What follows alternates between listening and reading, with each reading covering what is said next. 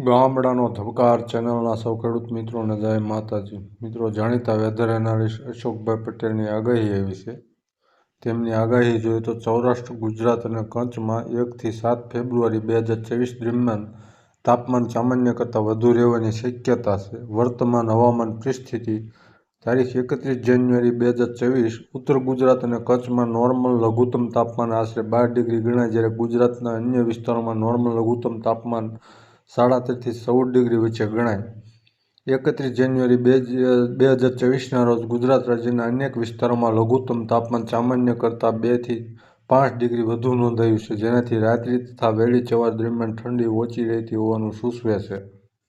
આગાહી: સૌરાષ્ટ્ર, ગુજરાત અને કચ્છ. માન્ય સમયગાળો 1 થી 7 ફેબ્રુઆરી. આગાહી સમયગાળા દરમિયાન સૌરાષ્ટ્ર, ગુજરાત અને કચ્છના મોટાભાગના વિસ્તારોમાં લઘુત્તમ તાપમાન સામાન્ય કરતાં વધુ રહેવાની શક્યતા છે.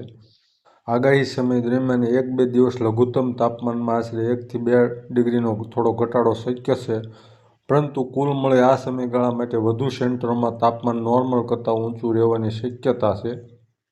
પવનની સ્થિતિ: પવન મુખ્યત્વે ઉત્તર અને ઉત્તર-પૂર્વ દિશામાંથી ફૂંકાવાની શક્યતા છે. પવનની ઝડપ: શરૂઆતમાં આશરે 7 થી 15 કિલોમીટર કલાક 2 થી 4 ફેબ્રુઆરી દરમિયાન વધીને 10 થી 25 કિલોમીટર કલાક સુધી પહોંચવાની શક્યતા છે.